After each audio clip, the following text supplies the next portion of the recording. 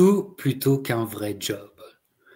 Quand tu dis une telle phrase, forcément, ça tombe dans les oreilles du capitaine et d'Antoine de 130livres.com. Antoine, nouvelle discussion. Alors, c'est pas une discussion Hall of Fame à proprement parler, mais c'est en tout cas une discussion et c'est le portrait d'un personnage, d'un véritable personnage.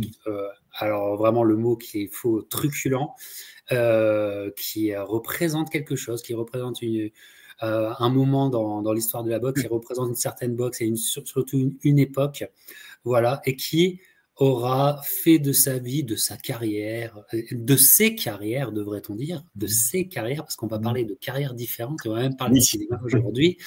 Il aura fait de ses carrières, comment dire, un grand projet, une grande aventure pour éviter le salariat.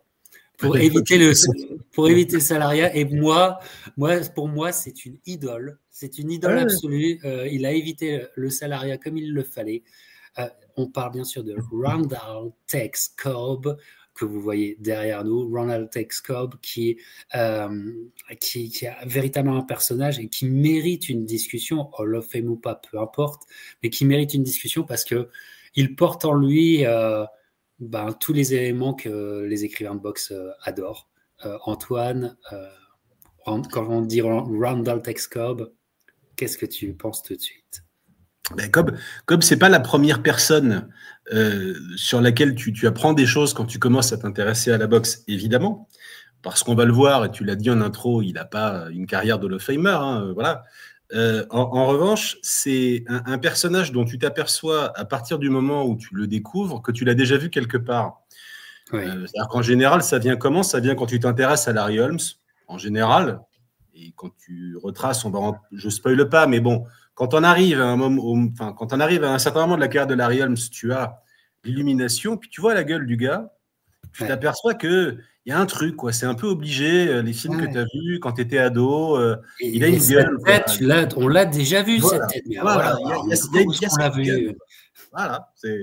Et puis là, tu creuses, et non seulement tu t'aperçois qu'il a été acteur, bon, mais en plus, tu t'aperçois aussi, alors ça, tu t'en rends compte, il y a des documentaires sur YouTube, mais tu t'en aperçois surtout quand tu lis sur le personnage, tu t'aperçois que le mec, non content d'être acteur et d'avoir cette gueule, que le gars a été aussi une espèce de machine à sortir des one-liners en interview. Il avait une répartie complètement folle. Et c'est un des mecs les plus drôles. Enfin, il y a des personnages dans la boxe, mais c'est peut-être le plus drôle de tous. Et voilà, donc ça vient en 2 temps, l'histoire de Tex Cobb.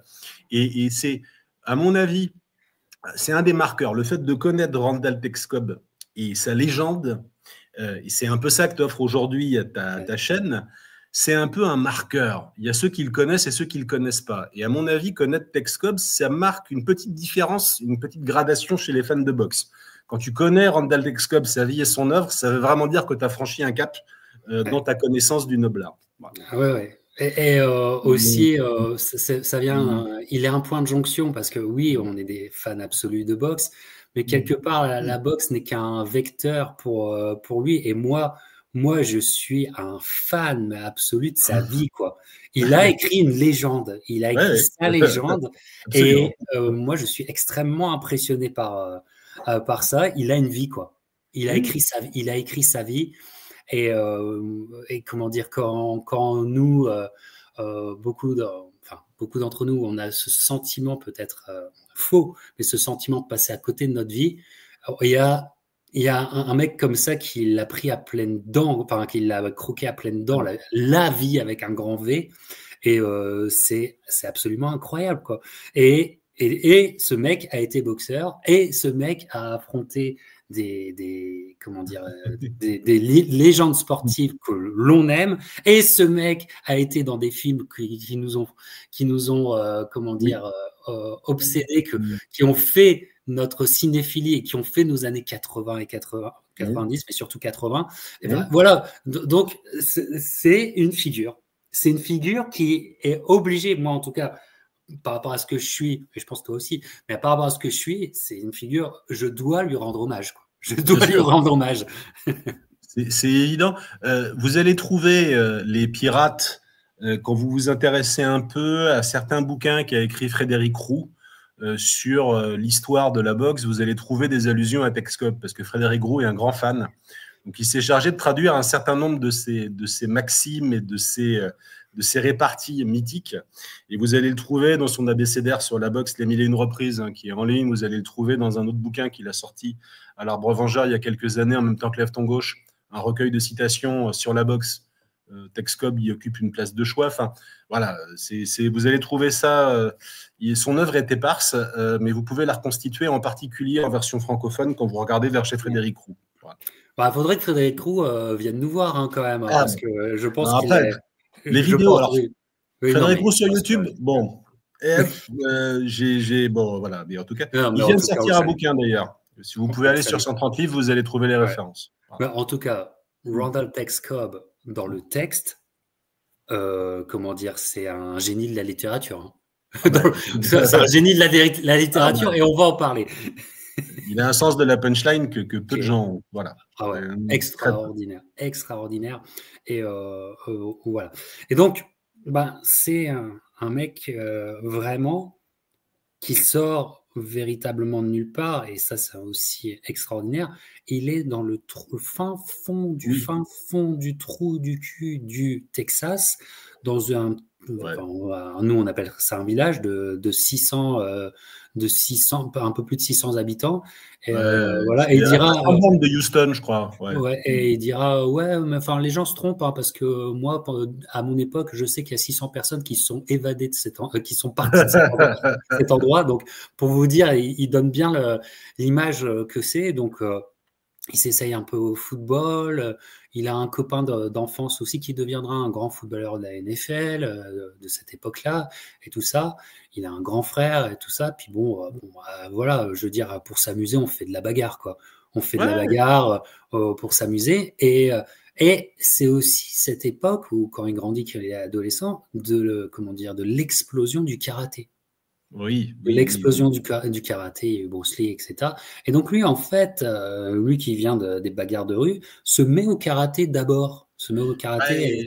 Il faut préciser, les pirates l'auront deviné, mais c'est un certain gabarit, ce type-là. Enfin, voilà. Ouais. J'imagine déjà adolescent, c'était déjà un certain châssis. Voilà. Exactement. Exactement. Et donc, qui est levé bien la patte, apparemment, et donc qui se met au karaté, et qui, en fait, c'est vraiment, comment dire, pratiquement de l'ordre du hasard qu'il en arrive à la boxe, quoi. Il en arrive à la boxe lui-même, et puis, c'est encore, finalement, c'est une époque qu'on ne connaît plus, parce que la boxe est quand même un peu plus cadrée maintenant, et avec, avec une vision un petit peu cloisonné des étapes à franchir pour être un boxeur, alors que lui, je veux dire, ça va tout de suite être professionnel, mais même pratiquement sans s'en rendre compte, quoi, tu vois. Comme tu dis, il commence en fait au karaté. En fait, il finit par, il lâche ses études. Il habite littéralement dans le dojo de son bled. Il nettoie les matelas. Il abandonne un an d'université, un an de collège. Voilà, absolument, il abandonne ça. Très vite, il a vaguement un projet. Et en fait, il fait une transition dès qu'il a sa ceinture noire en karaté, il fait la transition vers le kickboxing, parce que le kickboxing, ça ressemble un peu plus à de la bagarre, avec son délire à lui, c'est quand même la bagarre. Et la transition, en fait, c'est un matchmaker de boxe anglaise qui s'appelait Paul Cleanight qui le remarque, en fait, qui le voit dans une compète de kickboxing. Alors, il ne devait pas gagner des milliers des cents, tu vois, à l'époque, il devait bouffer vraiment des petits pois, même des beans à même la boîte. Et en fait, il est repéré comme ça par quelqu'un qui, vraisemblablement, avait deviné qu'avec un physique pareil, même sans lever la jambe, il y avait quelque chose à creuser. En plus, on va en reparler dans la discussion, mais on est dans l'époque où on cherche un peu, tu vois, du poids lourd blanc qui tienne la route aux États-Unis. La foule est en demande de ça, de ce type de profil. Et effectivement, lui, on va lui apprendre assez vite les rudiments, mais sans qu'il ait eu Alors, il va avoir une petite carrière amateur, mais il va apprendre en gros les rudiments un peu à l'arrache. Les rudiments de la boxe, c'est tout ce qui fait la différence avec le pied-point. Il va apprendre ça à l'arrache. Il n'a pas une formation académique ultra poussée, on va dire ça comme ça. Mais il apprend ça dans une salle d'El Paso. On lui apprend les rudiments et on lui dit boxe comme Joe Louis, joue là comme Joe Louis. Alors on lui montrait des vidéos, des trucs comme ça. Bon, il va essayer. Bon, avec le temps, on s'aperçoit que les similitudes sautent pas beaucoup aux yeux. Mais on lui dit voilà, mec, tu vas boxer comme Joe Louis. Et il commence à El Paso et il enchaîne à Philadelphie quand même. C'est-à-dire qu'on investit un peu et on l'envoie à Philadelphie. Au bout de quelques combats, je crois, au bout de 9 combats professionnels. Le fameux promoteur de boxe dont tu parlais se dit bon, voilà, il faut qu'il évolue. Et donc, il va être envoyé à Philadelphie pour y vivre et pour s'entraîner au Joe Fraser Gym, là où, en fait, il va apprendre. Et il va apprendre avec George Benton. Avec George Benton. C'est George Benton qui lui apprend les rudiments, enfin, qui lui apprend les bases. Et George Benton qui va être un extraordinaire entraîneur et qui comment dire, en fait, il y a des pages de boxe que tu ne peux pas comprendre si tu ne comprends pas qu'elles ont été forgées par George Benton, tu vois. Et George Benton qui sera qui sera avec Holyfield, qui sera avec tellement d'autres. Et donc, finalement, là, arrive les premières rencontres, parce que ce Randall est un petit peu béni des dieux dans ce chemin de traverse. C'est qu'il y a quand même des rencontres qui vont grave l'aider. Et George Benton, c'est quand même une rencontre. Et avec un Benton qui, à l'époque, est déjà a une très grosse réputation, mais n'a pas encore atteint la réputation totale qu'il aura quelques années plus tard encore. Donc, à comprendre aussi ça. Et donc, il y a une vraie évolution. Il est dans la ville des bagarreurs. Lui qui est un vrai Texan, apparemment, il mettait toujours son chapeau de cow-boy. Ça lui posait quelques problèmes parfois dans Philadelphie, mais son lever de jambe apparemment calmait les ardeurs de certains dans les rues de Philadelphie. Enfin bref, il y a des histoires apparemment, encore une fois, rocambolesques. Ce mec, il y a trop d'histoires. Voilà. Et il y a trop d'histoires. Et toujours dans cette période où il a 9-10 combats, arrive encore une autre, la contingence du sort qui vraiment le bénit, puisque arrive un film de boxe, The Champ, avec John Voight, le papa de Angelina Jolie, grand acteur. Moi, j'aime beaucoup John Voight. Arrive The Champ. Et Randall Texcom est casté pour The Champ, qui est un film très important à l'époque, et pour sa première apparition au cinéma. Et il est casté notamment parce que dans le scénario original de The Champ, l'adversaire doit avoir un type, First Nation, un type indien d'Amérique. Et donc, un peu grimé, Randall Cobbs est ce qui se rapprocherait le mieux au niveau du casting. Et c'est pour ça qu'il a le rôle. Et finalement, il passe très très bien à la caméra. Et c'est ça, dans sa fiche à IMDb, c'est sa première accréditation hollywoodienne. Et finalement, ça ne sera pas la dernière. Ah donc, ce ne sera pas la dernière, non. Ça ne sera pas la dernière. Et incroyable comme quoi, un destin, et puis surtout une occasion, parce que il faut se remettre dans l'époque. Je veux dire, il y a des boxeurs qui s'engagent dans une carrière poids lourd sans avoir aucune prétention à vraiment croire qu'ils vont devenir champions. Et c'est des boxeurs professionnels, sérieux en plus, mais qui n'ont aucune prétention. Et donc, Randall, lui, a toujours voulu éviter le salariat, il voit Hollywood, mais il va continuer la boxe, mais en fait, il va tout prendre. Il va tout prendre en même temps, et ça, c'est absolument dinguissime. Voilà.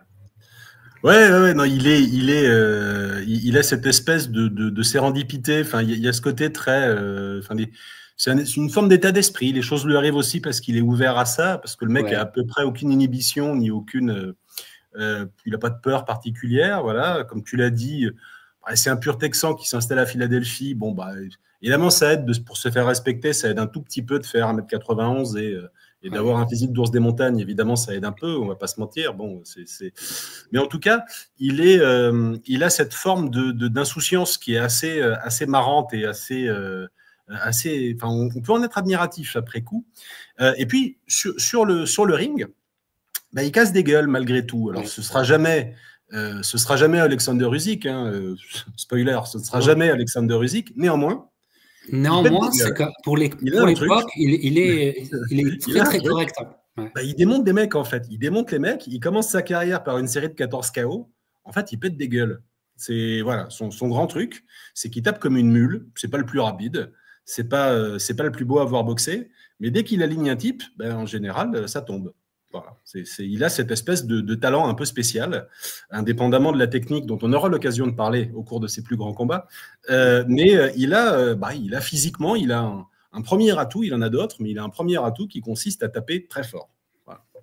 Très fort. Et puis, les victoires s'accumulent et va arriver finalement encore, moi je vous dis, moi j'adore, c'est voir le chemin qu'il parcourt et finalement comment il considère la vie et prendre les occasions quand elles arrivent.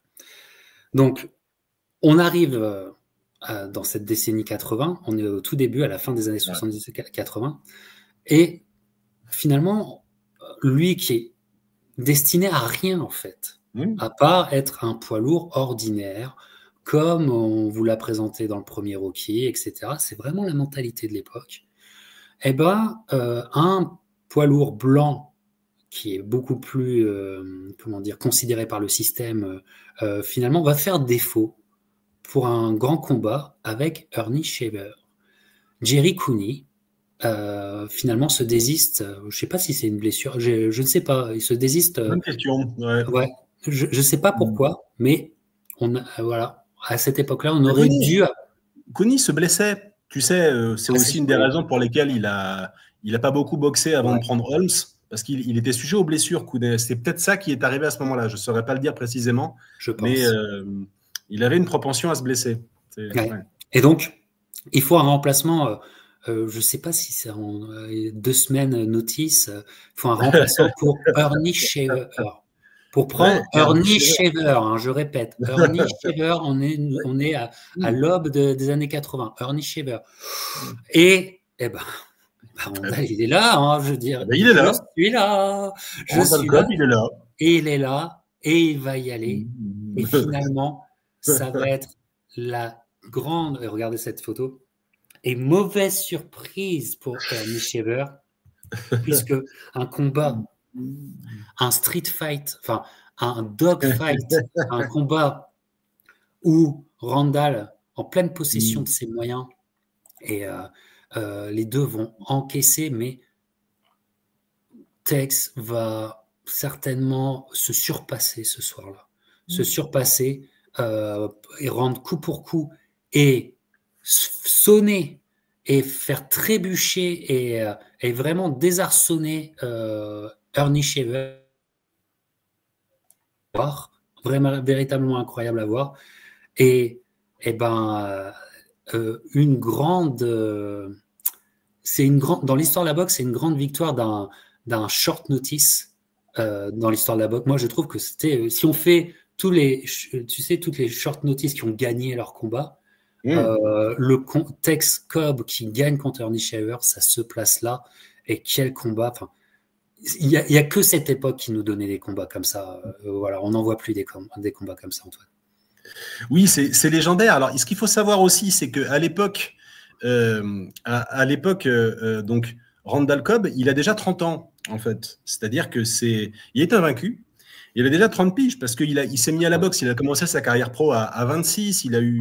Il a commencé la boxe sur le tard, on l'a dit. Enfin, c'est une carrière atypique. Donc, il est plus tout jeune. C'est pas l'histoire du jeune talent entre guillemets qui surprend son monde. Il a déjà 30 piges. Shavers, lui, c'est un boxeur confirmé. Il est dans le paysage depuis longtemps. Il est très connu. Il aspire à une nouvelle chance mondiale, en fait. Shavers, il a déjà 60 victoires, 9 défaites. Il a perdu contre Ali, il a perdu contre Holmes. C'est quelqu'un que le public connaît et c'est quelqu'un que le public adore parce que c'est un gros puncher. C'est pas un boxeur très technique, Shavers, mais c'est quelqu'un qui a la colère de Dieu dans les gants, véritablement. Il a mené des combats d'enfer. Il a massacré Ken Norton. Il a battu Jimmy Ellis, Jimmy Young. Il a disputé un combat incroyable contre Ron Lyle aussi. Donc c'est vraiment un animateur de la KT. C'est un type identifié par le grand public. Et face à lui arrive cette espèce de grand échalas qui a le cheveu broussailleux et une espèce de moustache de pornstar un peu étonnante, quoi. Bon, et le mec monte sur le ring assez tranquille. La télé le présente comme Randy Cobb, alors qu'on l'appellera Randall pendant toute la suite de sa carrière, mais on ne le connaît pas très bien. Donc, on est à Détroit, on est sur le ring de Détroit. La télé le présente comme Randy Cobb. Alors, première punchline, quand l'arbitre demande « Est-ce que vous avez des questions ?» lui demande « Est-ce que je peux le mordre ?» en regardant Shavers, qui devait un peu se demander ce que c'était que ce truc-là qui allait lui être opposé. Et puis, ce qui est très marrant quand vous regardez le combat, c'est que au début, en fait, Randall Cobb essaye de boxer au sens où on lui a appris de la technique. Alors, c'est très lent. C'est assez académique, ça garde les points assez hauts, ou de temps en temps, ça se met en crouch, effectivement, un peu à la Joe Louis. Il y a une forme de... il y a des esquives du buste, il travaille derrière le jab, il y a des efforts pour être un peu technique quand même. Et surtout, il n'a pas peur. Il n'a pas peur. C'est-à-dire qu'il doit déjà savoir, en fait, confusément, qu'il a un bon menton. On a parlé tout à l'heure de sa puissance de frappe. Il a un gros menton, en fait, Cobb. Il a confiance là-dedans. Il a des moyens naturels qui ne sont pas complètement banals. Et en fait, c'est à la fin du premier round, alors qu'ils s'en sont un peu donnés avec Shavers, et que Shavers commence à se dire, mais c'est bizarre ce type-là, etc. Cobb lui tape le gant, tu vois, en mode, c'est marrant, quoi. Enfin bon, donc là, tu te dis, bon, ça peut être une longue soirée pour Shavers, effectivement. Exact. Et ça va l'être. Alors, Shavers est moins grand que lui, donc il casse la distance, il essaie de travailler en coup puissant. De temps en temps, il touche, mais ça tombera pas, en fait, au premier parpaing. Il se dit que, a priori, ce mec, il tombera comme les autres, et il ne tombe pas. Cobb prend quelques droites et il remise. Après les droites de Shavers, il remise, ce qui est quand même un tout petit peu étonnant. De temps en temps aussi, quand il a quand même un peu d'IQ box, il est vilain comme tout à avoir boxé, mais il a quand même un peu d'IQ box. C'est-à-dire que quand Shavers monte les mains, Cobb envoie des uppercuts. Il sait envoyer des uppercuts, donc il en donne quelques-uns qui touchent au but. Et alors, après le round 3, ça devient vraiment une guerre d'attrition, quoi. C'est pas très joli. Les deux sont arrangés, en plus, les deux saignent de la gueule. Ouais. Et à partir du moment où le combat commence à durer, vu que Shavers n'est pas très réputé pour son cardio, ça commence à sentir mauvais pour lui. Cobb, on a l'impression qu'il souffle comme une chaudière, mais il tient debout. À chaque fois que Shavers s'accélère, il tient debout. Il tombe à un moment, mais c'est une glissade au 5e round. Et à partir du moment où, au 8e, Shavers, c'est au bout du bout, il a du mal à lever les bras carrément. Il mange, il titube. L'arbitre l'arrête. Shavers a la mâchoire brisée. Il faut quand même le dire. Hein. Au moment où l'arbitre l'a arrêté, c'est pas tout à fait un arrêt prématuré, on va dire ça comme ça. Et Cobb, à la fin du combat, on est au 8e round, il est tellement épuisé par l'effort qu'il a fourni qu'il ne lève même pas les bras au moment où on lui annonce qu'il a gagné, alors que c'est la victoire de sa vie. Il ne lève même pas les bras. Et il dira dans la foulée, quand on lui tendra un micro, voilà, personne ne frappe aussi fort qu'Ernie Shavers. S'il y a un type qui tape plus fort que lui, je le flinguerai. Voilà. C'est son baptême du feu en quelque sorte. Et c'est un combat télévisé. Et le monde apprend qui est Randall Cobb dans ces circonstances-là. Exactement. Exactement, mais c'est dingue. Et c'est une immense victoire pour un boxeur qui est considéré comme un boxeur de remplacement, rien d'autre, qui vient troubler la fête et qui vient désarçonner tout. Et c'est génial. Et là encore, finalement, c'est là que tu t'aperçois qu'on a beau être dans le passé, les choses allaient va ouvrir la grande page de boxe de Randall Cobb à partir de cette victoire-là, puisque sa grande page boxe est finalement assez resserrée, puisqu'il va enchaîner quelques semaines, quelques mois plus tard, il va enchaîner avec un autre grand combat pour lui. Et avec aussi... mais ça fait partie de son destin, avec Ken Norton. Donc, le vainqueur de Ernie Shavers a Ken Norton en face de lui. Ken Norton, évidemment, privilégié par les bookmakers, c'est normal, mais va arriver un combat de boxe beaucoup plus âpre, je dirais presque technique, dans à le mi-distance et dans les crochets, etc., avec un Randall Tex Cobb qui peut-être aussi, je sais pas, ça se joue évidemment entre le combat de Shaver et le combat de Ken Norton, mais je pense que sur le combat de Ken Norton, il nous propose sa meilleure boxe. Randall Tex Cobb, il nous propose sa meilleure boxe et il va compliquer la tâche de Ken Norton toute la soirée pour finalement un combat qui sera déclaré en victoire de Ken Norton, mais que à l'époque et encore maintenant, beaucoup pensent que Tex s'est fait voler ce soir-là. Qu'en penses-tu, Antoine? Ouais, c'est une décision partagée. En effet, qui a un certain enjeu parce que le vainqueur de ce combat est promis à affronter justement Jerry Cooney. Donc là, c'est la porte ouverte finalement à quasiment une demi-finale mondiale, si je dis pas de sottises. Donc on est vraiment et pour Norton, évidemment, l'enjeu. Norton, ça se passera pas bien d'ailleurs. Alors, ça se passera pas. Spoiler, ça se passera pas très bien. Donc il l'emportera pas au paradis. D'ailleurs, le combat contre Cobb est son avant-dernier combat. Techniquement, son dernier combat sera celui contre Cooney. Donc, Norton, on le sait, a déjà une très belle carrière derrière lui. Il a disputé une trilogie mémorable et polémique contre Mohamed Ali. Il a perdu un immense combat contre Larry Holmes à la décision. C'est un boxeur qui n'adore pas les prendre, Norton. C'est sa faiblesse. C'est la raison pour laquelle il se fera fumer par Cooney. C'est aussi la raison pour laquelle il aura été vaporisé par Shavers et par George Foreman. Donc, c'est un type qui n'aime pas les prendre sur le bouton. Et justement, contre Cobb, il anticipe un truc. Donc, il va arriver, il mettra toute sa science, en fait, à être fuyant et à jamais prendre les coups de Cobb plein pot au menton. À chaque fois, il va bouger, il va accompagner, il va mettre la tête dans le creux de son épaule, lui qui boxait en Philly Shell. Il va être capable de gérer, en fait, les coups puissants de l'adversaire. Il va gratter effectivement cette split decision en reculant, plutôt en snipant bien avec le jab d'ailleurs, parce que pour le coup, s'il y a un truc, même s'il boxe souvent avec les poings levés, il n'a pas une garde très très hermétique, Randall Cobb, c'est pas tout à fait ça. Et donc Norton le touche un peu comme au tir à pipe avec le jab. Il passe beaucoup de temps dos aux cordes, Norton, à remiser, et il travaille intelligemment. Alors, effectivement, c'est plutôt Cobb qui fait le combat, mais Norton fait intelligemment un combat défensif et en posture de contreur. Moi, je crois pas que je pense qu'on aurait pu donner la victoire à Cobb. Je pense pas que ce soit scandaleux. Les deux méritaient, entre guillemets. Alors après, te dire derrière les intérêts en jeu et est-ce que ça a pesé, etc. Est-ce qu'on voulait que Norton gagne? J'en sais rien. C'est difficile, je connais pas bien le contexte.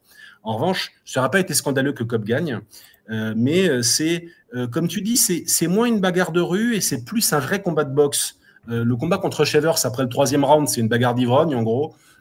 Ce combat-là, c'est technique et ça dure 10 rounds. Et c'est un vrai combat discipliné, un vrai combat de à toi à moi, de je cherche le défaut dans la cuirasse, voilà.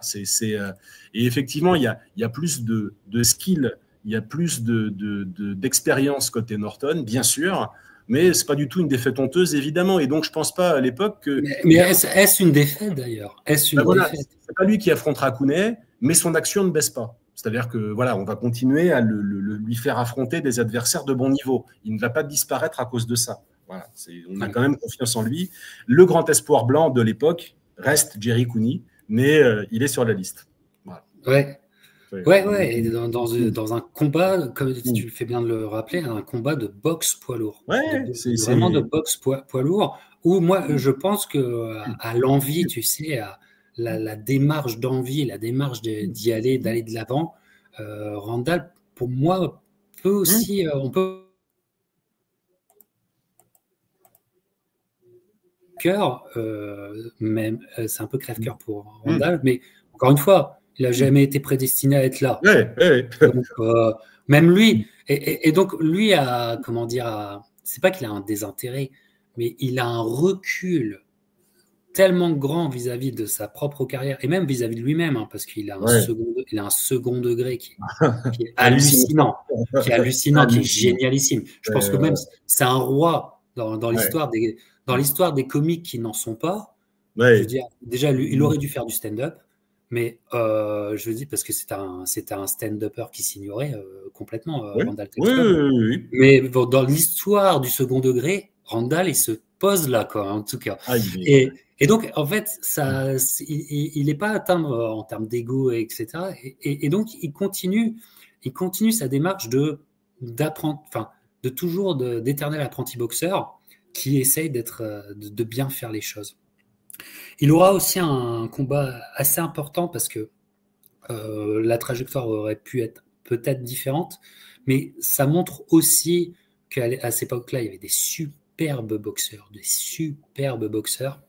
Et quelques mois plus tard encore, Randall va affronter Michael Dox. Quand Michael Dox était vraiment à son pic. Oui, il y a eu plusieurs périodes, on va dire ça comme ça. Voilà, mais c'est les années 70-80. C'est des mecs qui sont tous un peu, enfin, qui sont tous câblés un petit peu sur le même, qui sont timbrés un peu de la même façon, tu vois. Mais bon, Michael Dox, c'était quand même un talent. Moi, je trouve que c'était un talent pur. Et c'était un talent pur. Et Dox, pour se sortir de Randall Tex Cobb, il doit sortir sa meilleure boxe. Moi, je vous conseille d'aller voir Dox contre Cobbs, parce que Cobbs, Tex est vraiment, encore une fois, il est fidèle à lui-même. Mais Michael Dox, il doit faire le boxeur tout le temps du combat pour mener le combat. Ça tourne, il a des déplacements génialissimes, sa vitesse de bras, etc. C'est vraiment très, très, très beau à voir. Et là, par contre, à la différence de Ken Norton, Cobbs est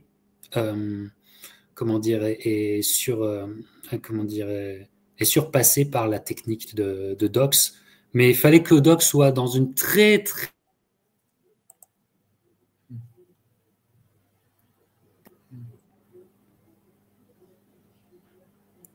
un petit décalage. Bah, c'est un combat. Alors, ce qui est assez marrant, enfin, à l'époque, quand on resitue, c'est que Cobbs est vraiment beaucoup plus vieux que Dox, qui est une jeune pépite. Ils ont 8 ans d'écart, en fait. Cobb n'est pas un vieux boxeur au sens nombre de combats, mais il y a déjà quasiment une génération de boxe d'écart entre les deux. Et Dox, c'est un jeune très prometteur. Il a 19 victoires et un nul. Ils boxent tous les deux, d'ailleurs, au Caesars Palace. Le combat a lieu au Caesars Palace en sous-carte de Salvador Sanchez. Donc, c'est une belle affiche. Et à l'époque, tu l'as dit, Dox, en fait, est encore en pleine possession de ses moyens physiques. Et c'est un poids lourd extrêmement rapide. C'est sa caractéristique. Il est vraiment... il a des combos, il a une vitesse de bras et de pied qui est vraiment pas banale. Donc, pour Cobb, évidemment, c'est pas un cadeau du tout. Parce que Cobb, qui est un peu un automate, évidemment, l'opposition de style est terrible. Alors, c'est aussi une opposition de style capillaire. La photo permet un peu de se rendre compte. Il y a d'un côté une formidable afro de Michael Dox et de l'autre l'espèce de grosse touffe de Randall Cobb. Donc ça donne vraiment un duel Jacques de singe assez mais je trouve que Randall a les cheveux plus épais que Michael. Alors, il y a beaucoup de poils vraiment sur les images. Il y a beaucoup de... Bon. Alors, à l'époque quand même, Dynamite Dox, il a battu aussi Ocasio, il a battu le Français Lucien Rodriguez, qui est un ancien challenger de Larry Holmes. Il a battu Jimmy Young, qui était une vieille gloire. Donc, il commence à avoir quelques victoires à son palmarès. Cobb, évidemment, comme d'hab, avant le combat, dit ce sera le combat le plus terrible que vous ayez jamais vu. Ça fait 6 semaines que j'ai arrêté de boire. Donc, il commence un peu à chauffer la partie en disant bon, voilà. Et effectivement, c'est pendant toute la première partie de combat, vraiment la vitesse de Doaks fait la différence. C'est-à-dire qu'il tourne, il n'a pas la garde haute, mais il se contente de tourner. Il envoie très vite des jabs qui piquent. Et Cobb a du mal à le cadrer, ce qui est un petit peu logique. Donc Doaks qui tourne en sautillant, qui garde le buste très droit, qui guette l'ouverture. Visuellement, il y a une grosse différence. Et puis dans la deuxième partie, on s'aperçoit que on l'avait déjà deviné lors des combats précédents, mais en plus de taper fort et d'avoir un menton, il est endurant, Cobb. Il est endurant. Voilà. Il dure et il y retourne et il y retourne et il y retourne en permanence. Il est très... Et Doaks commence à trouver le temps long parce que Cobb continue à avancer. Il continue. Et Doaks finit par prendre le jab, le jab un peu téléphoné de Cobb. Il finit par le prendre un certain nombre de fois. Parfois, il prend des 1-2. Cobb est une espèce de Terminator, en fait. Et Doaks doit s'employer. Il finit le combat, il a la bouche ouverte. Et il gagne, mais il gagne au final. C'est une décision à la majorité. Ce n'est pas une décision très large. Là encore, ce n'est pas infamant. Il a perdu contre meilleur que lui, mais ce n'est pas infamant. C'est pas... Et objectivement, donc, une fois de plus, il a encore un avenir. C'est encore un peu vrai aujourd'hui. Mais bon, voilà, ce n'est pas une ou deux défaites qui vont... c'est la deuxième défaite en carrière de Cobb. Mais... il n'est pas grillé pour la terre entière. Il a fait bonne figure contre un futur boxeur de grande valeur, donc on lui en tiendra par rigueur. Et le combat est intéressant, surtout la fin. Ouais, intéressant. Mais en fait, il perd à quoi? En fait, il perd à l'origine de tout, en fait. Quand tu commences à 26 ans, par rapport à Michael Doaks qui a la boxe en lui depuis toujours, c'est là où il est surpassé techniquement, mais beau combat à voir quand même. Puis il le fait, comme tu dis, il le fait travailler comme personne. Et ça, comment ça, le charme. Enfin, si vous aimez le charme de cette époque, il y a tout, il y a tout qu'il faut. Et donc, Randall repart dans cette. Rappelons que la parenthèse temporelle entre le Shaver Fight, c'est-à-dire tu prends ta chance, et Michael Doaks, donc tu prends Shaver, Ken Norton, Michael Doaks. C'est en août 80, donc il affronte Shaver. En moins d'un an. Et en mars 81, il affronte Doaks au Caesars Palace. Voilà, en moins d'un an, il affronte ces trois-là. Donc, c'est pour vous dire qu'on ne s'ennuyait pas trop à l'époque. Non, tu vois, chez Paul Lourd. On s'ennuyait, on n'avait pas le temps de s'ennuyer. Voilà, donc Randall repart dans sa carrière, non pas de journeyman, mais dans sa carrière de second couteau éternel de la boxe, et arrive, encore une fois, il faut donner une soirée pour Larry Holmes, et va arriver, après que Larry Holmes ait eu le grand combat avec Jerry Cooney, va arriver... et j'ai retrouvé l'affiche, pas mal, tu vois. Et il est bien caricaturé, je trouve, Randall. On est là, attends, parce qu'on est en novembre 82, mais ce qui s'est passé auparavant, retour très rapide, parce que c'est pas inintéressant de le rappeler. Vas-y. En fait, dans l'intervalle, Cobb va regagner 3 combats contre des adversaires dont on se fout. Mais il aurait pu être challenger mondial de Mike Weaver, qui à l'époque récupère une ceinture. Oui, et d'ailleurs, il y a 2 occasions, il y a 2 combats qui tombent avec Weaver à cause de Weaver. Et alors, il y en a une qui tombe à l'eau à cause de Weaver, mais il y en a une qui tombe à l'eau à cause de Cobb, et l'histoire est truculente, là encore. Federico la raconte bien, parce qu'à Philadelphie, Cobb s'est lié d'amitié avec un journaliste qui s'appelle Pete Dexter, qui est journaliste au Philadelphia Daily News. Et Pete Dexter, dans un bar, a maille à partir avec des gars. C'est une époque, c'est une époque semi-civilisée. Bon, et Philadelphie, c'est pas le Texas, mais enfin bon, dans certains coins, ça. Voilà. Dans un quartier reculé de Philadelphie, il a maille à partir avec des gars, et pour une raison, alors j'ai pas les détails en tête, mais il décide de revenir avec Randall Cobb. il revient avec Randall Cobb, donc c'est pas pour rigoler, quoi. En gros, bon. Et donc, ça se bat au nerf de bœuf, en fait. Enfin, ils démolissent tout dans le bar, ça se bat. Et donc, en gros, il démonte à peu près, enfin, il démonte 5 ou 6 types. Cobb finit, il a un bras cassé, il est en sang, etc., etc. Dexter a carrément le crâne enfoncé. Il est à ça de mourir, d'y rester, en gros. Et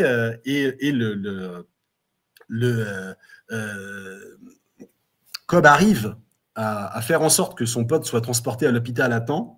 Bon, donc ça c'est là, à ce titre, l'histoire finit bien. Mais là où elle finit mal, c'est quand même que le mec a en tête très clairement le fait qu'il peut avoir une chance mondiale, donc il peut toucher quand même un joli paquet de blé, et il va avec son pote très clairement participer à une bagarre de bar, mais rien à foutre, quoi. Il y va YOLO complet.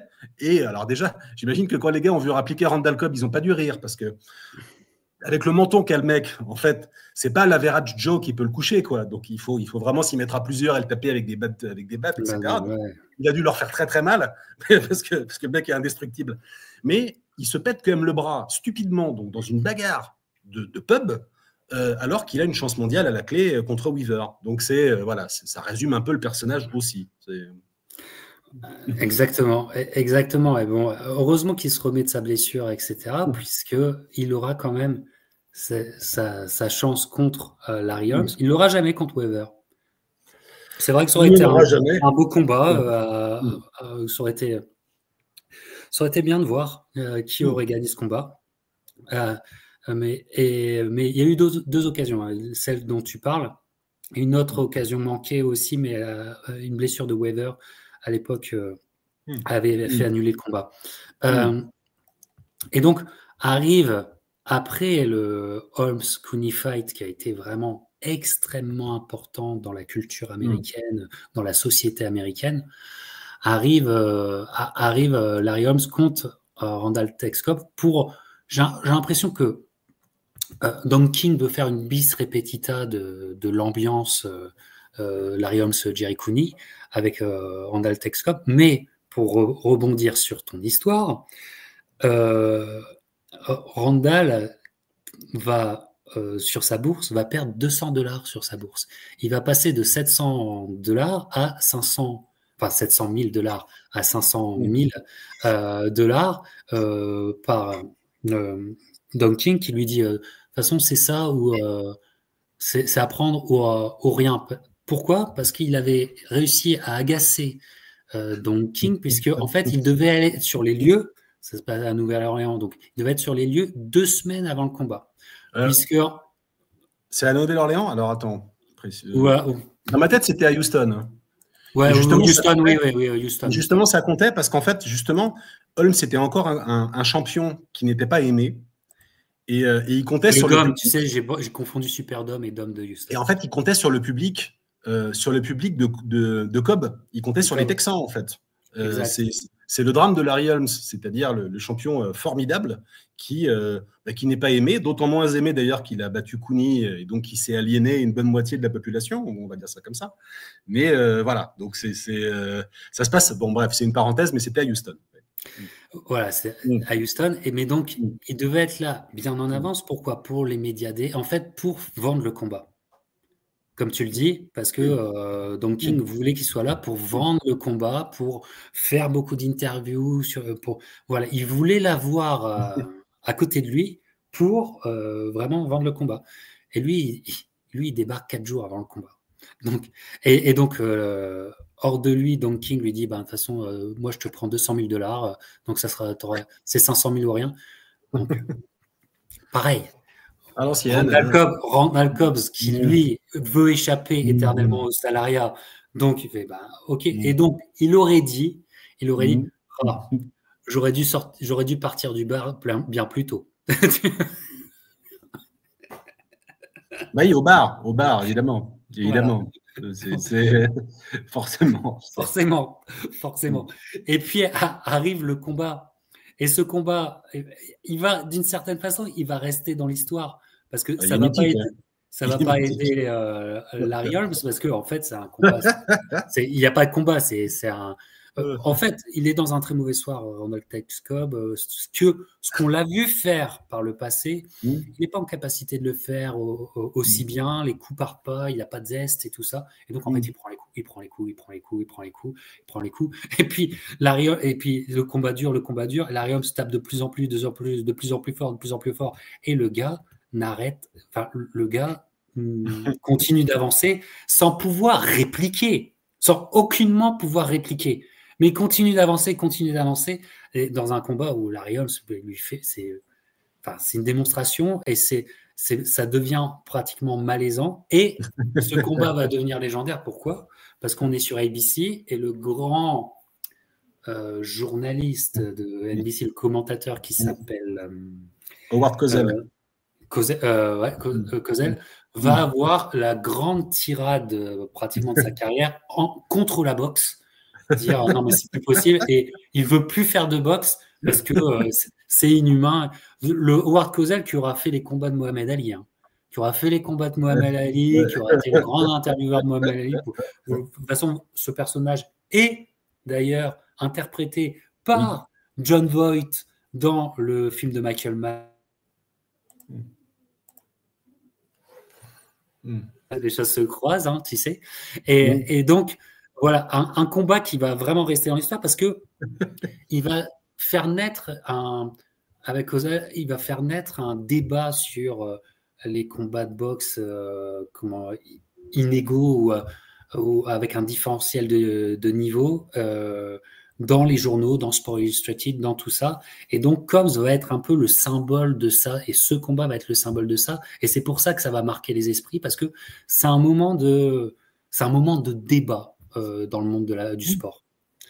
C'est d'autant plus un moment de débat, et ça, Cobb ne l'a pas choisi, évidemment, mais qu'on est à ce moment-là, on est très exactement 13 jours après le championnat du monde des poids légers entre Mancini et Doug Kukim, et 9 jours après que le Coréen est mort. Donc évidemment... Allez revoir la discussion. Voilà, ça alimente le débat, le public est encore sous le choc, bien sûr. Et là, on voit Cobb, effectivement. Alors, Cobb qui, peut-être contrairement justement à Doug Kukim, n'a pas tout à fait la même génétique. Cobb est un petit peu une intrigue de la science. Disons que lui, en fait, il risquait pas tant que ça. On n'était pas au courant, mais il risquait pas tant que ça.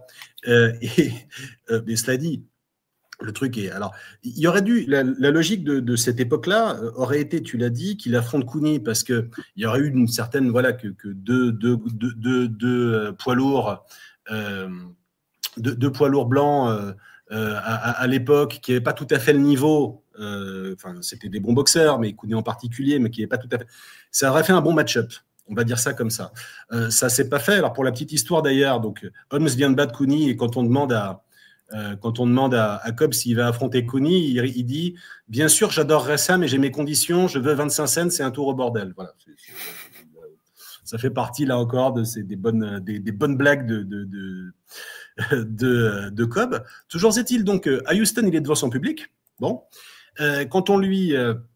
Quand Howard Cosell lui demande avant le combat comment il va gérer Holmes, il dit, parce que lui-même a un petit peu conscience du fait qu'il y a, on va dire, un écart de classe avec Holmes, et il dit je crois que je vais m'asseoir au premier rang et le dominer outrageusement. Voilà, il dit, et en fait, il faut imaginer que si vous voulez, si Ken Norton et Michael Dokes ont tous les deux fait manger leur jab à Cobb, imaginez Holmes. Holmes, c'est un jab hallucinant, peut-être le plus beau jamais vu chez les lourds.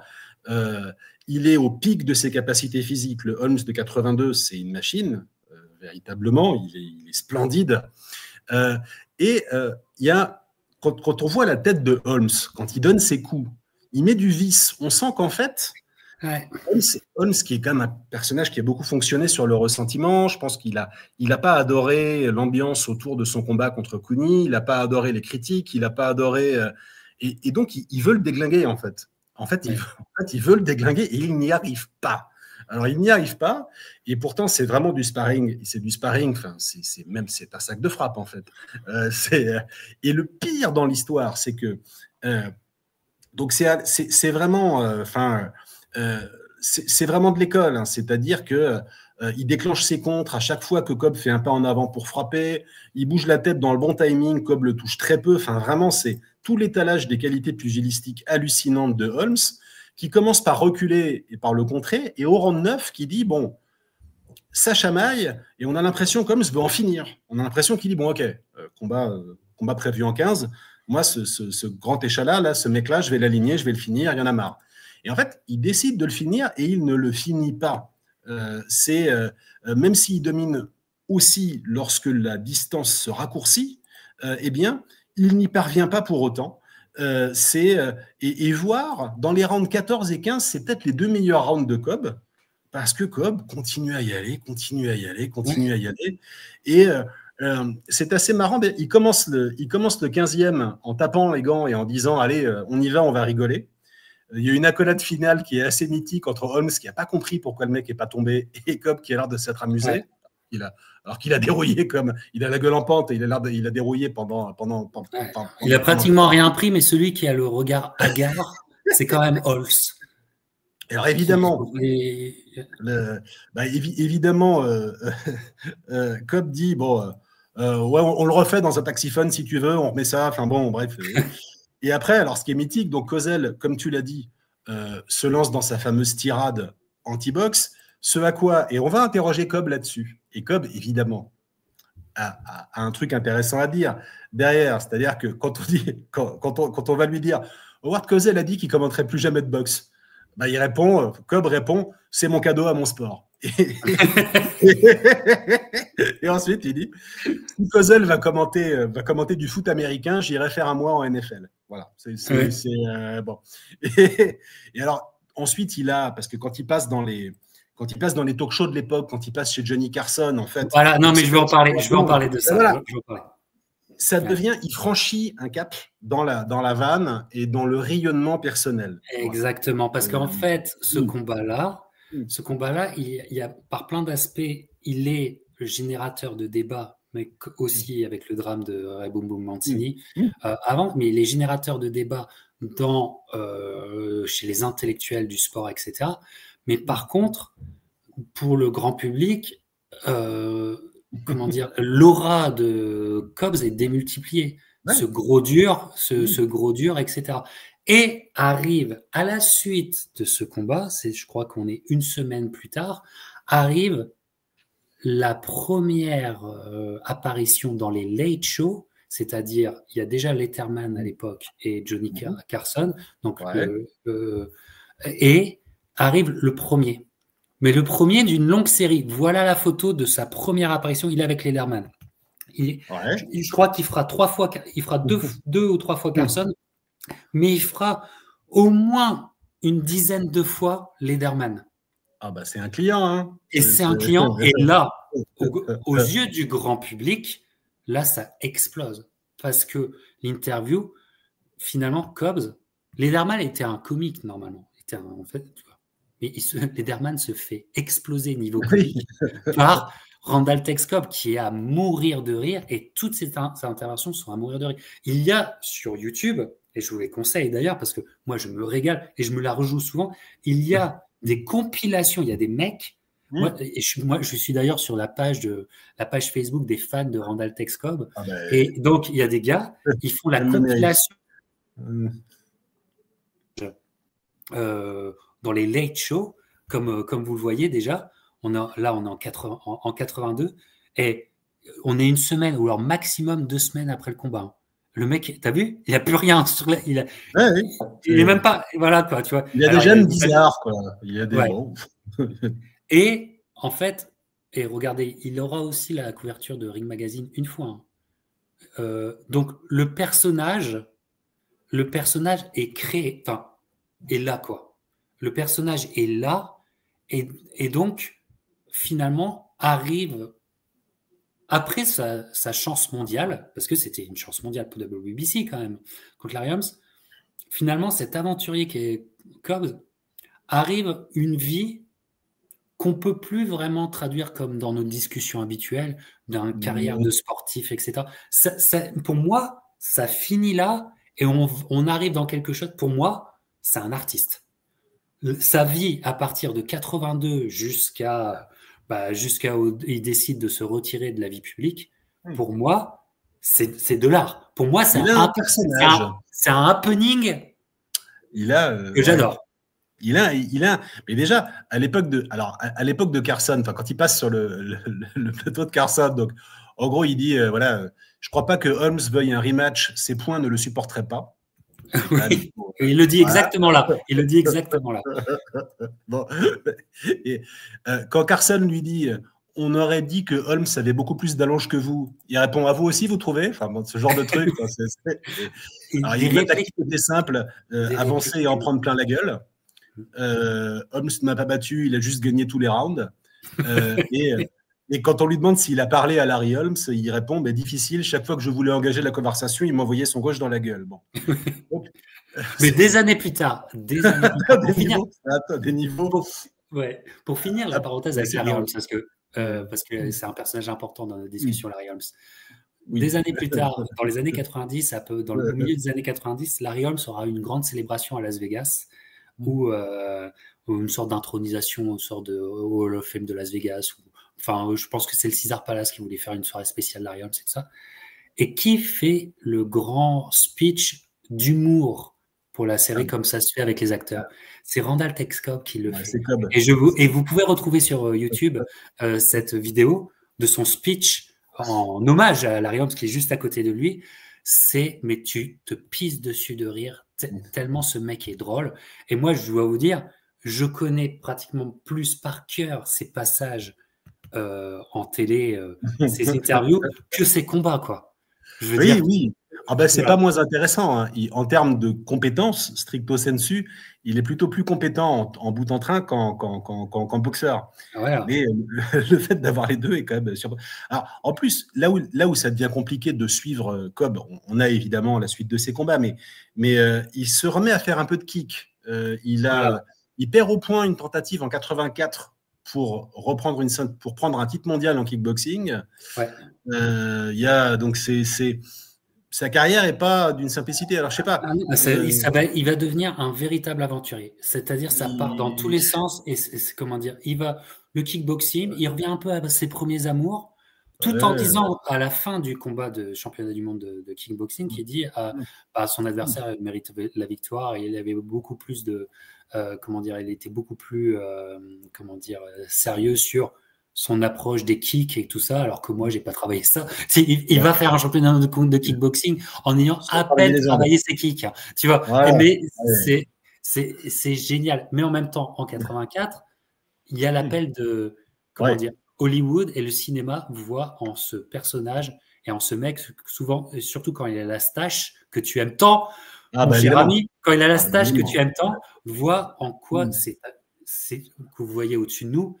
C'est une figure cinégénique extraordinaire pour les films, et va arriver plusieurs films, et notamment un avec Gene Hackman qui nous a quittés il y a quelques temps, l'année dernière, Gene Hackman, avec une musique de James Horner d'ailleurs, Uncommon Valor,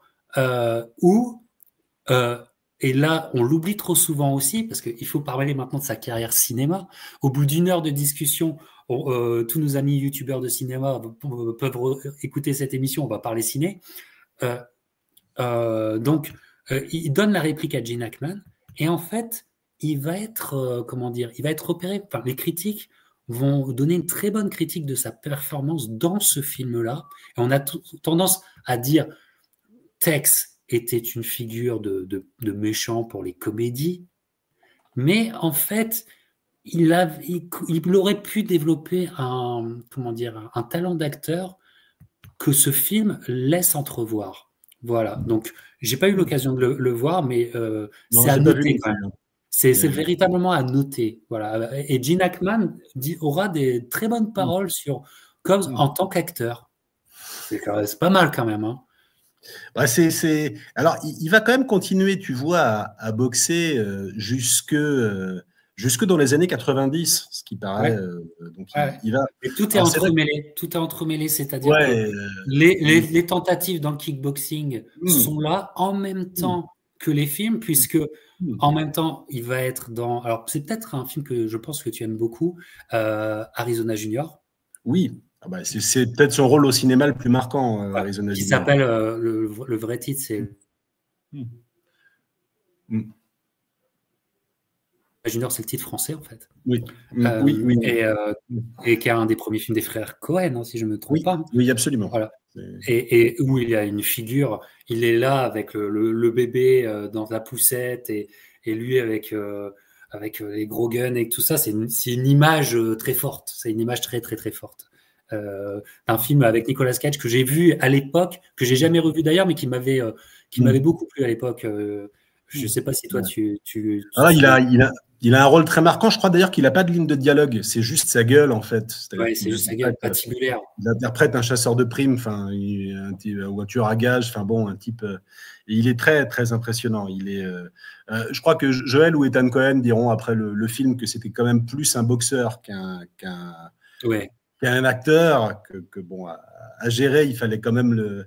Mais il est très, très, très marquant. Alors, il va faire une palanquée entre l'alcool, la drogue et tout ça. Il était peut-être dans un mauvais moment, tu vois. C'est sûr que oui, voilà. Bon. On lui pardonne. Il a fait des pubs aussi, et puis il a eu un paquet de second rôles, voilà, qui sont. Tous à la même période. Regarde, ça a forgé notre cinéphilie. Il est dans The Golden Child. Alors moi j'aime beaucoup. Il est dans Fletch Leaves. Il fait le grand méchant dans Fletch Leaves. Non, c'est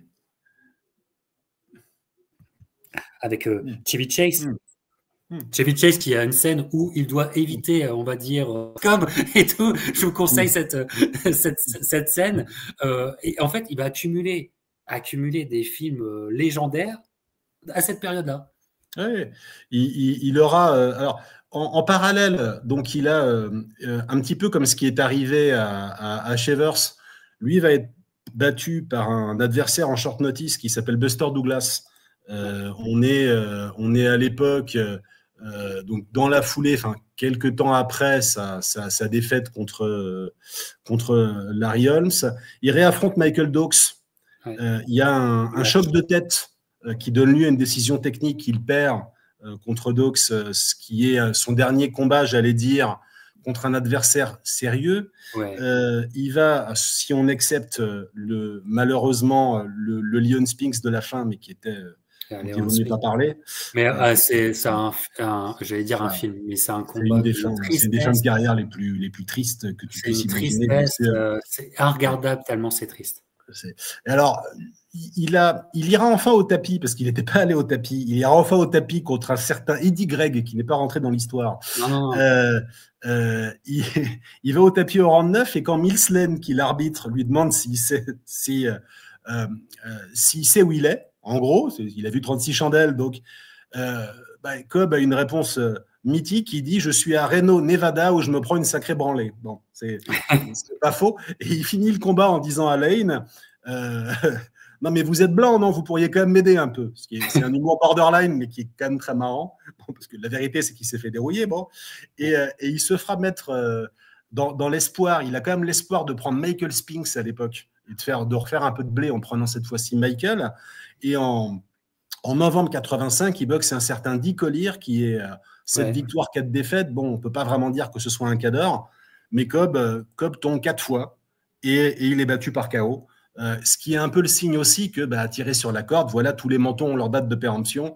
Exactement. Et lui, il est arrivé à un moment où c'était plus possible. Donc, il va recombattre ensuite, si tu veux, mais vraiment, il ira boxer dans des bleds contre des purs no-hoppers. C'était vraiment pour se faire. Après sa défaite par KO, il se concentre vraiment sur le cinéma. Voilà. Il se concentre vraiment sur le cinéma. Il recombattra, voilà. Il recombattra un peu. Et il y aura un scandale qui arrivera en. Oui. Pardon, parce qu'il y a un scandale en 93. Exactement. 92, 93, il y a un scandale. Et en 93, juste, il a 43 ans. Donc, si vous vous souvenez, donc il est né en 50. Donc, il continuera sa carrière de boxe, techniquement. Son dernier combat pro, il le mènera à l'âge de 43 ans. Exactement. Et donc, après avoir avoir perdu son sérieux sur le ring, essayer d'avoir des matchs qui lui donnaient du blé et tout ça. Encore, je pense que c'est un mec qui a couru après l'argent tout le temps. Il se concentre sur sa figure particulière du cinéma, comme je vous ai dit. À partir de 85, vraiment là, il y a Arizona Junior, il y a Golden Child, Fletch, c'est 89. Donc, il concentre ces choses-là. Mais l'appel du ring revient, et puis l'appel peut-être vraiment des bourses du ring, comme il le voulait, revient. D'ailleurs, j'ai une photo un peu de sa carrière à ce moment-là, tu vois. Regarde, il ressemble à ça dans les années 90. Il a l'impression d'un vieux catcheur. Hein. Voilà. Tout à fait. Et d'ailleurs, on ne va pas être très, très, très loin du catch parce qu'il s'engage dans des combats qui seront véritablement pas du haut niveau et surtout qui auront lieu souvent dans le Missouri, dans le Kansas. Voilà. Pourquoi? Parce qu'il va s'associer avec un promoteur de l'époque. Attention, je crois qu'on en a parlé une fois ensemble. Rick Elvis Parker. Rick Elvis Parker. Regardez ce monsieur. The Darker Side of Boxing, Rick Elvis Parker. Regardez cette tête. Non, mais je veux dire. L'honnête homme. Voilà, on lui donnerait le bon Dieu sans confession, vous êtes bien d'accord. Voilà. Et donc, Rick Elvis Parker, qui finalement était un mec qui faisait beaucoup de business à l'époque. Pourquoi? Et d'ailleurs, qui n'est pas passé loin d'avoir dans son escarcelle le titre mondial, puisqu'il était avec Bert Cooper. Il était avec Bert Cooper quand Bert Cooper affronte Holyfield. Et en fait, Rick Elvis Parker, il faisait beaucoup de combats poids lourds notamment, mais toujours dans le Missouri, etc. Et il avait un peu une main mise sur des combats et sur des mecs, des boxeurs qui parfois avec des fiches, comment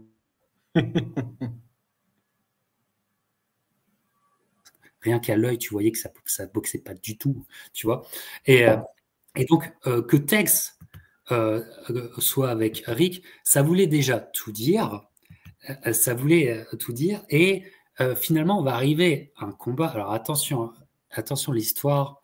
Voilà, va arriver un combat rondement, vraiment, on va dire, rondement mené, qui arrive en 92 ou 93 93, si je te dis pas de sottises, mais bon. Non, septembre 92. Ah, d'accord.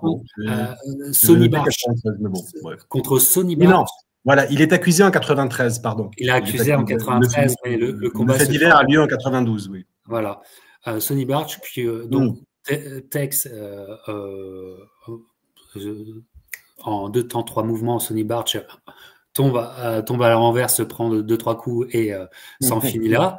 Et en fait, les gens disent non, mais là, c'est plus possible, il se passe quelque chose. Et surtout, la commission de la Floride commence à avoir vraiment. Le commissionnaire de la Floride, en fait, veut se faire Rick Elvis Parker. Et donc, il va prendre ce combat-là. Et en fait, ils vont mettre la pression sur ce fameux Sonny Barch, qui est un gros bonhomme qui avait fait du football américain, etc. Et voilà, et donc il va lui faire avouer sous comment on appelle ça, tu sais, tu n'as pas le droit de mentir. Oui, serment, oui. Sous serment, voilà. Et donc en fait, l'histoire s'est faite, c'est-à-dire que Rick, Tex et Sonny s'étaient mis d'accord en se prenant des rails de coq. En se prenant des règles de code, s'était mis d'accord sur la tenue du combat, que ça soit vite expédié. Et Sonny Barch, ben voilà, c'était un business. Les mecs qui se couchaient, et en fait, il a fait apparaître tout un business dans lequel Rick Elvis Parker avait sa main mise sur, en fait, construire des carrières avec que des boxeurs qui se couchent. Et parfois, il prenait même des catcheurs régionaux pour faire l'adversaire pour qu'il se couche, tu vois. Et donc, il y a tout ça qui a été démantelé. Et là, ça a été un gros scandale. Pourquoi? Parce que l'enquête de la commission de la Floride va être reprise par Sport Illustrated, qui va faire un portrait à charge de Rick Elvis Parker et aussi de Ronald Tex Cobb. Voilà. En plus de cela, et vous pouvez les retrouver sur YouTube, arrive en 93 le 60 Minutes. Alors 60 Minutes aux États-Unis et au Canada, c'est un peu c'était le 7 sur 7, enfin c'est toujours, d'ailleurs ça existe toujours, 60 Minutes, même en Australie ça existe. En fait, c'est l'émission politique du dimanche soir, etc. Et en 93, il y a une enquête spéciale sur Rick Elvis Parker dans 60 Minutes, où on reparle de ce combat, etc. Et là, la messe est dite, en fait. La messe est dite, vraiment. Randall Tex Cobb, à cette époque-là, il fait le con comme il a toujours fait le con dans sa vie, en fait.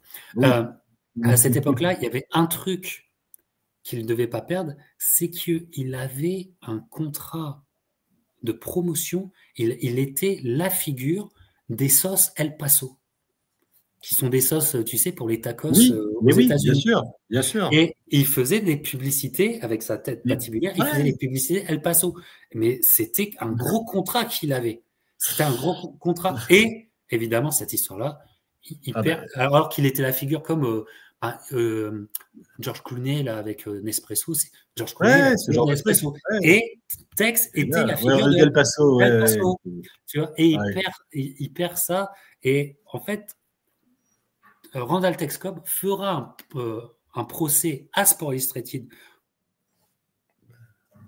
pour dire que l'article est à charge et surtout était malhonnête, était à charge et justement lui a créé tous ces problèmes, et il gagne le procès. Et normalement, il gagne une fortune de 10 millions de dollars. Il gagne le procès, effectivement. Mais malheureusement, Sports Illustrated gagnera l'appel. Oui, parce que il ne touchera jamais cet argent. On voit la justice conclura que le propos, c'était plus de la négligence. Enfin, que le journaliste avait été négligent, mais que c'était pas de la calomnie. Voilà. Et la frontière est très très fine. Bon. Et Cobb dira à ce moment-là, il dira voilà. Ils disent que je suis gros, que je suis pas courageux, que je suis cocaïnomane et que mes combats sont arrangés. N'importe quoi, je ne suis pas gros. Voilà. Évidemment, c'est bon.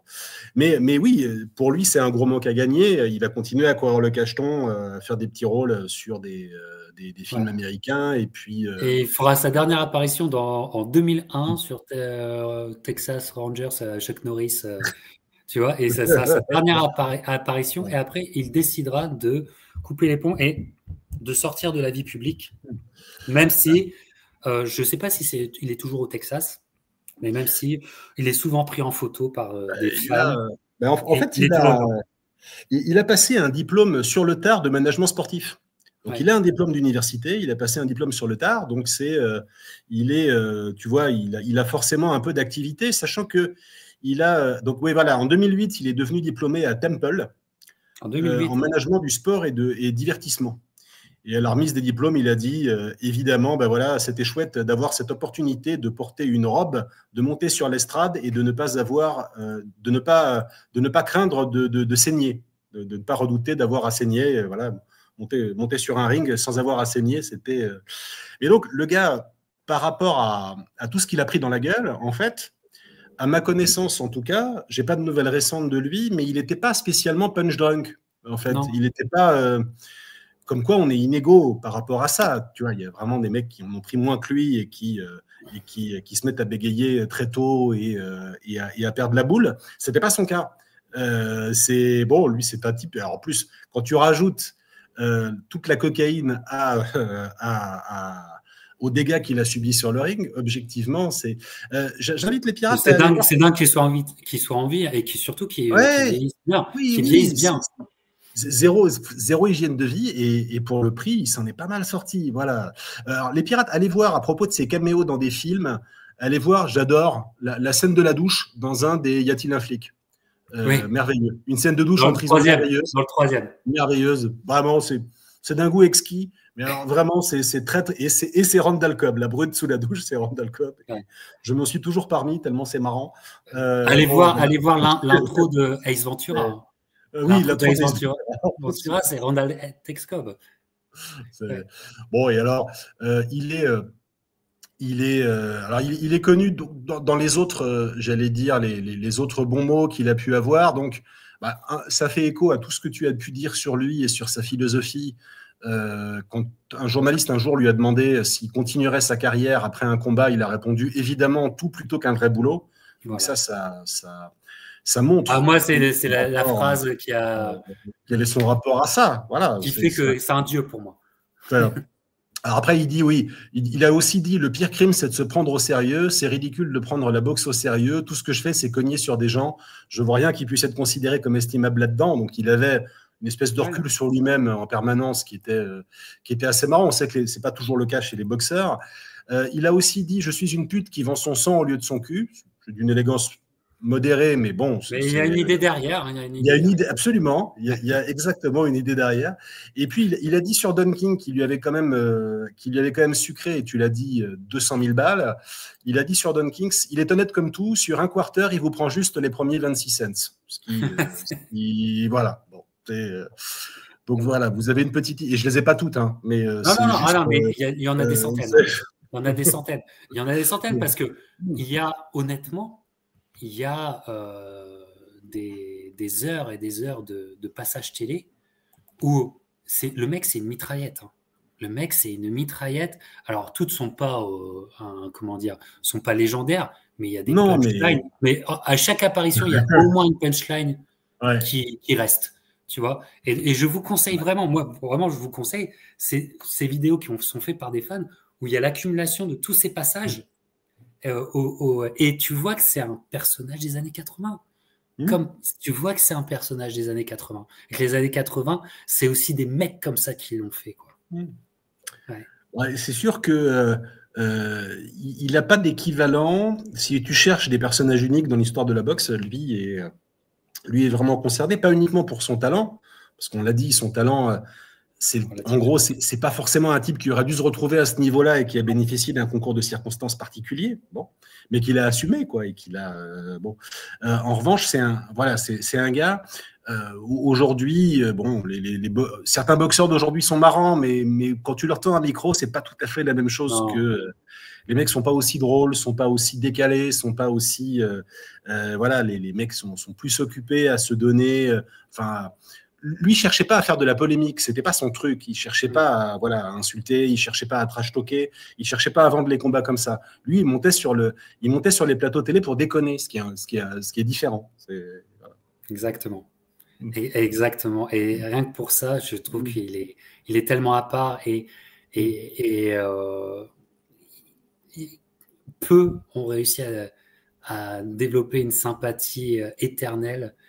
Et surtout un personnage truculent comme rarement le monde du sport. Le monde du sport en a eu parce que ça dépasse la boxe. Dans le monde du sport, je sais pas, je veux dire, en punchline, il est meilleur que George Best. C'est vraiment très particulier. Voilà. Et vraiment, mais c'était important parce que il est à la croisée de tout ce qu'on aime, en fait. Il est à la croisée des chemins de tout ce qu'on aime et il aura été une figure. Et il a un visage, alors moi de mon enfance, et un visage des années 80, de cette décennie absolument chérie. Voilà, moi ça me fait vraiment, vraiment, vraiment plaisir de parler de Randall Tex Cobb avec toi, Antoine.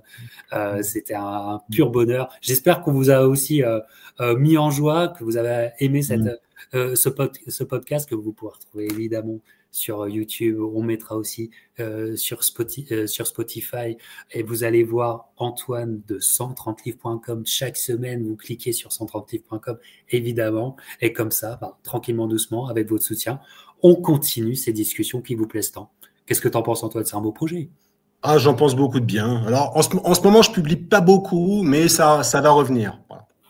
Voilà, parce que c'est notre projet. Voilà, on se retrouve bientôt pour de nouvelles aventures. Ciao.